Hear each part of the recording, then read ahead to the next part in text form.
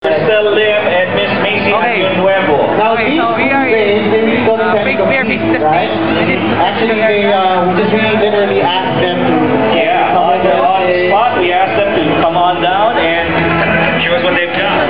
Right, so, Crystal and Macy, please show yourself. over there. Hindi ko alam paano nangyari dyan, but there's a picture time.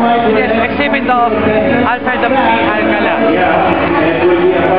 And the 7.5 feet wall is mine. You know, you have seen that so many times, the hero on sa It's nothing new.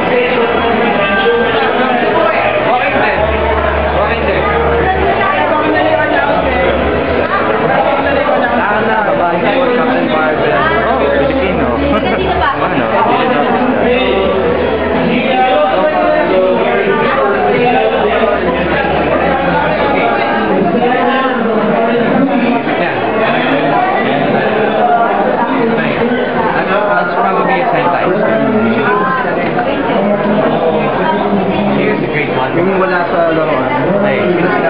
May sige theory yata yun. And then, of course, Iron Man Star.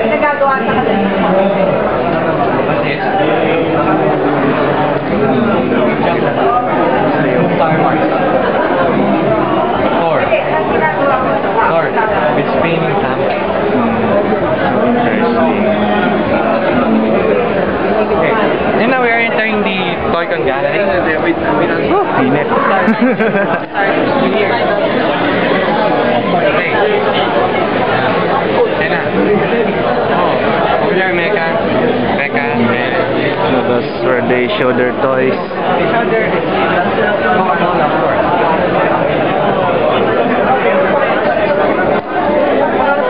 25 years. So 25 years ago, 25 years bago nabuo ang Coke, may ganyan na. Sa'yo naman. No, they're hardly collectible. Hindi mo ba alam? Lalo na sa US? Yeah, collectible, pero 125 years. Alam ko lang 100 years na yung Coke, diba? Yeah. No, dito sa Pilipinas. Yeah nga, dito sa Pilipinas, pero 125 years. Mas matanda pa pala yung ano. Siyempre. Ang bilis naman dumating ang Coca-Cola sa Pilipinas. Okay, Spider-Man.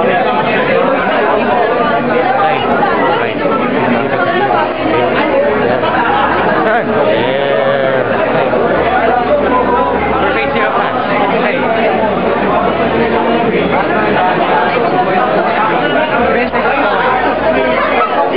I think we have seen that last year.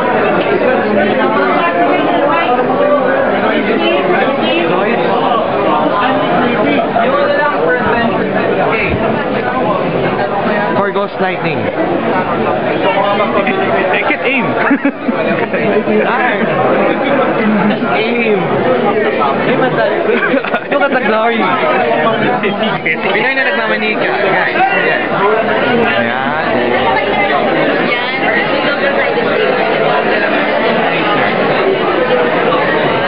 Biglang Pinoy Customs. And then, American Limited Edition. Distributed by Tommy in Japan. Look at this. Jun Asilo's life-size statues. Like,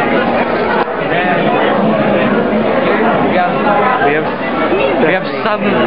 Di ba yung nabibili sa baba? Hindi ko alam.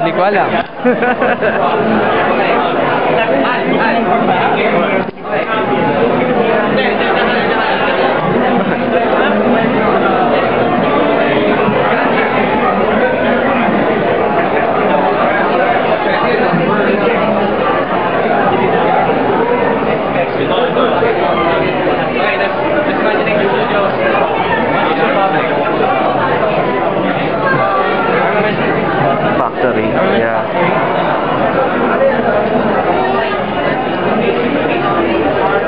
Tumutunog eh. Matutunog ba yan? That probably means tumutunog. Yung stick. Yung paint stick. Okay. Another set of Gundam. Gundam fans. Prototypes.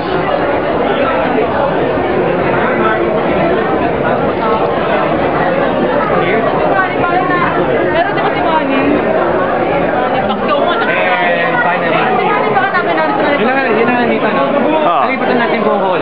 Libot na natin. Okay. So, that wraps up our traveling segment. This is very more travel actually. Yes. Okay, and I have to sit down.